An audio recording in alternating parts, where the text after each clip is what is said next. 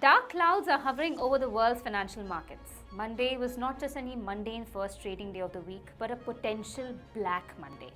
Trump's tariffs are the talk of the world now, and the related developments are battering the stock markets across the world and spooking investors. In the last few minutes, US President Donald Trump has announced sweeping tariffs on goods imported into the United States from all countries, including the UK. Just in the last few moments, the BBC has confirmed that US tariffs against China add up to 145%. The European Union decided to put a pause on plans to retaliate against U.S. tariffs. That decision comes just hours after President Trump announced a hold on most of his new global tariffs. But the reprieve does not apply to America's neighbors. We're talking about Canada and Mexico. This is the tariff war that is brewing between the United States and China. Beijing has now announced an additional tariff measured on U.S. goods. China is going to be raising these additional tariffs from 84 to 125%. Hello everyone. In this past week, we have seen plenty of things happen in our world due to Trump tariff. On 7th of April, Monday, we have seen an event that is people started comparing that with 1987's Black Monday, which we have already discussed in our very previous video. It might, there is plenty of chance that it might repeat here. I'll attach that link here if you want to have a look, have a go. Anyway, coming back to our topic, so why Trump was actually imposed that massive tariff on China, like 145%, and in back China also imposed 125% of tariff on USA as well. So this is basically the trade war which was happening. Everyone know about this, right? But here, while everyone, like the media or the US people, US citizens, they were protesting, and people are telling that 60% of chance that they'll hit with a recession in this month, and even financial crisis might happen. This might a repeat of Great Depression, and all of these negative speaks. I actually see a very good positive thing here. This positive thing is even bigger than those negative talks.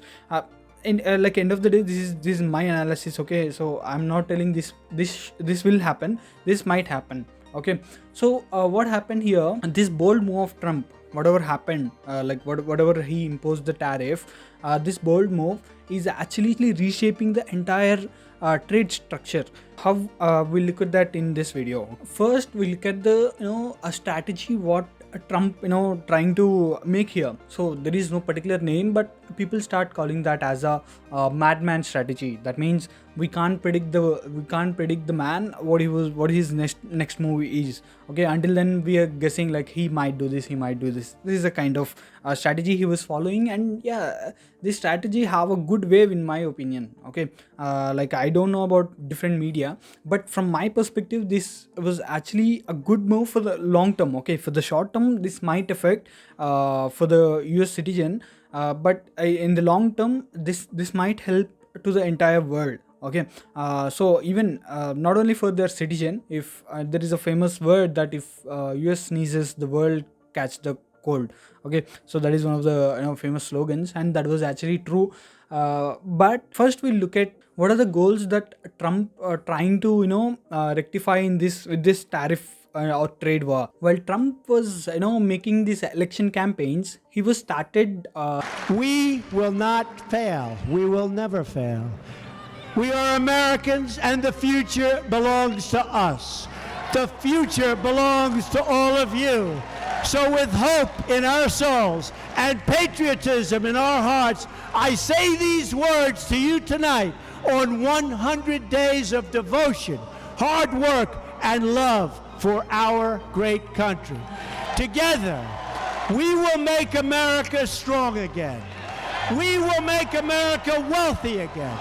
We will make America prosper again. We will make America proud again. We will make America safe again. And we will make America great again. This is the slogan what he have started, right? So if he want to make America great again, what are the things he need to follow first? So he need to develop the local players, local manufacturing players, local industries, local business growth, and all these things. basically the local businesses. Okay, this is the first point. And the second thing, where America was dominating was China. China was actually growing very rapidly. You know how China was grown is like it's like impossible for a average country to grow like that. Okay, so China was actually dominating the world. Literally, China is the second factory, the factory for the world. Even, you know, they'll providing the cheap goods to the entire world, and they're making a lot of money, and you know they're economically very, very strong. Okay, they're dominating. And here where America doesn't like that, we all know that. And the third, we have BRICS. BRICS is one of a group of countries which have made this slogan like de-dollarization, and they've started this move where they were buying the local trades with their own currencies. Okay, for example, in this BRICS we have Brazil, Russia, India, China, and South Africa. And recently there are some other countries also added, like UAE, Egypt, and some other countries have added. Okay, so now if Russia and India want to trade in between them, they won't use dollar to trade the oil, for example, oil. So they don't use dollar. Okay, they use their own currency. For example, if we are buying oil from Russia, we pay them in rubles. Okay, in that way. So this haven't affected right now, not too much effect right now for the dollar, but this definitely going to keep a very big dent in the future. Okay, so this is also an issue for America. To make America great, he need to do all these things very right. And the fourth thing, which is the Americans was facing, is illegal immigrants from Mexico or the neighboring countries, and also from India. Plenty of illegal immigrants was coming into the country. So to restrict that also, he's making some moves. Okay, so he's making plenty of moves, which if we go and speak about everything, that is a very big video. Okay, so for now we are going to discuss about only very few things of those, especially what are the things that helps to grow USA, and what are the things that if India follows these things, India might grow as well. These sectors have really good potential. If you're an investor, you have a good chance to invest in these sectors as well. So here Trump trying to protect their local manufacturing companies, and second, he want to stop this intellectual property, robbing of intellectual property. Like how? For example, like I'll give a very little example. So if a toy that is very famous in USA, that is, for example, Iron Man is very famous toy in USA. So now the toy what USA made, China looks at the toy, and if the toy have a huge demand, they'll make their own toy with the same features and everything. It's exactly look like an American toy, and they sell in the market for the $10. Where American toy goes for $14. There is an edge over the price. Chinese does the same thing everywhere. They'll sell products for very cheaper prices. So here where the local players was actually vanishing. So they're actually stealing the intellectual property. So this is the second point he wants to focus on. And the third point is America have a very huge amount of trade deficit with China, that is $400 billion. So now he want to shrink that. He can't completely close the entire $400 billion trade deficit, but he can actually shrink that. Maybe 50% or more he can shrink actually. So these are the 3 points which Trump was trying to do actually. Okay, so in these 3 points, India also have an opportunity to actually grow in this phase. Like if you see the world's largest exporter and largest importer, the largest exporter was China. They export everything to everywhere in this world. Literally, China is the factory for the world. Okay, and the biggest importer in this world is America. Everyone knows that, right?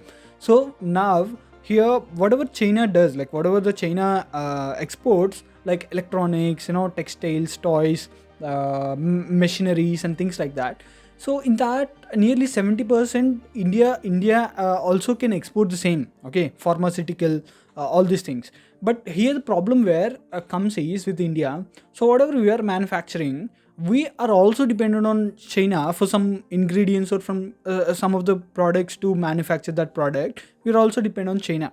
Okay, so but here we have a good chance actually. A minister claimed that the country's trade teams are really charged up and want to quickly strike a bilateral deal with the US, with Trump delaying larger reciprocal tariffs by nearly 90 days. And India wants to sign a deal before that to avoid the levies. Now, Foreign Minister Subramaniam Jaishankar said on Friday at the Global Technology Summit, and I quote him here, "This time around, we are certainly geared up with a very high degree of urgency." He also added, "So far, the US has been quick to respond to what has been tabled." To have a deal, especially in the sectors like textile, pharma, and tech. We actually dominate the tech. 50% of our entire IT sector's revenue was coming from America itself. Okay, so we are also dependent on America in the sector of IT. If Nasdaq goes down, IT sector goes down badly. Okay, so we all know that. So now we have a golden opportunity. If China shrinks their market, their trade deficit, we can actually take their market in USA. Okay, this is a golden opportunity for us, right? This is one of the golden opportunity we have. And the second thing is why Trump doing this? He was not doing this because of he want to fight with someone or not like that. Every time when Trump was doing something, he having one very important point, that he have a negotiation leverage with that country. And it is a very important development. And I'll tell you that the kind of impatience that we've seen with commentators, with the market over the weekend or since April 2nd has surprised me.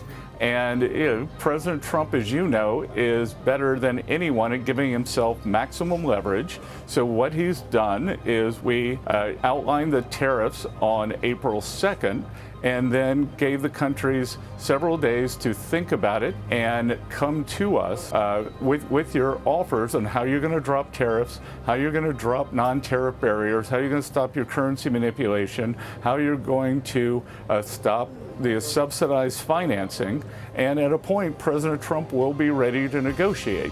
For example, if America want to choose India as their next trading partner, okay, instead of China, so Trump negotiate. If you want to become a trade partner with us, you have to exit from the BRICS. And second, you need to for example, if any bad happen with China, he says like don't purchase anything from China. Okay, he order us, so he have a leverage on us. Okay, he have a upper hand with us, so he'll negotiate in that way, and then he'll give a trade opportunity for us. Okay, so he is not only with India, for every single country whom he's throwing tariffs, with every country he negotiate in the same way. Like in BRICS, what are the countries we have?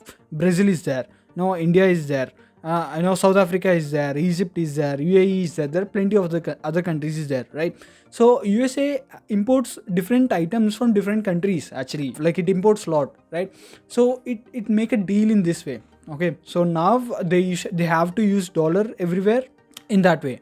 In the same way, if India goes and if India plays really good with these cards, India might have a chance to take the trade deal with USA. And this is a very good deal actually. If we get this deal with USA, even we have a really very potential to grow in this world. Like to reach the heights of China, this is one of the golden opportunity for India. So there is something good was happening. I'm sensing something good was happening in the future. At the end, I need to mention only one thing, that even China is not a ordinary country. It was very too smart country. Even the Prime Minister of China is too smart. Even Trump said the same. The Prime Minister of China is not an ordinary man. He's very smart. Are you concerned of escalation beyond the trade war with China? No, I'm not concerned. I think President Xi is a very smart guy, and I think we'll end up making a very good deal for both. But we've been treated so badly for so many years. Again, we allow that to happen. President Xi is one of the very smart people of the world, and we're very powerful. This country is very powerful. So we can't underestimate China in this case. But if any odds happen and if China lose these things, whatever we are discussed, we have a chance to actually enter into that market. And thanks for watching. This is Ritvik signing off.